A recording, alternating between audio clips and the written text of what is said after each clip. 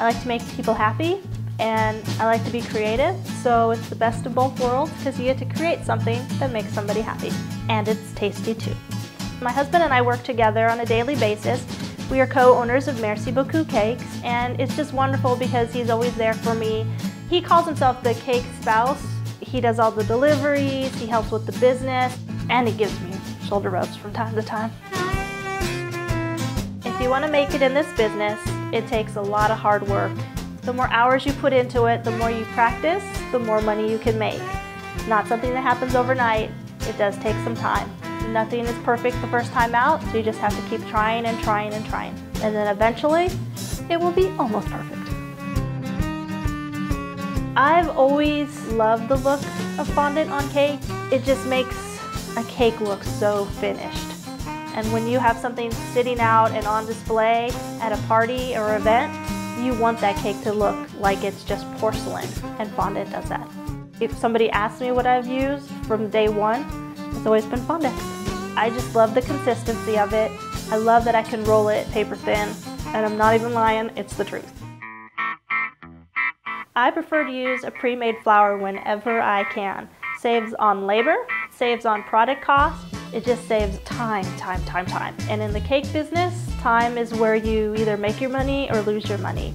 My suggestion is to perfect 1 or 2 flours that you make yourself, and that could be your signature flour, and then go ahead and purchase all your filler flour and anything else you don't feel as comfortable in making.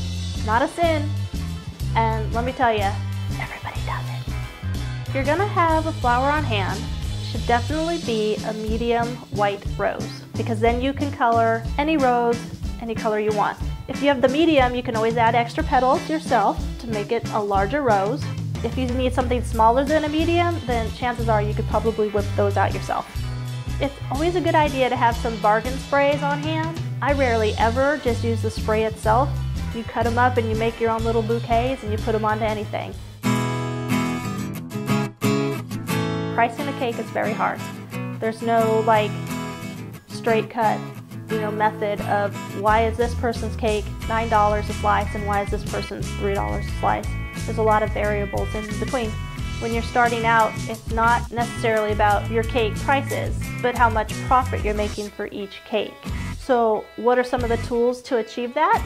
It's really important that you do have your fondant skills and you are able to create a cake that somebody else in your market doesn't necessarily do.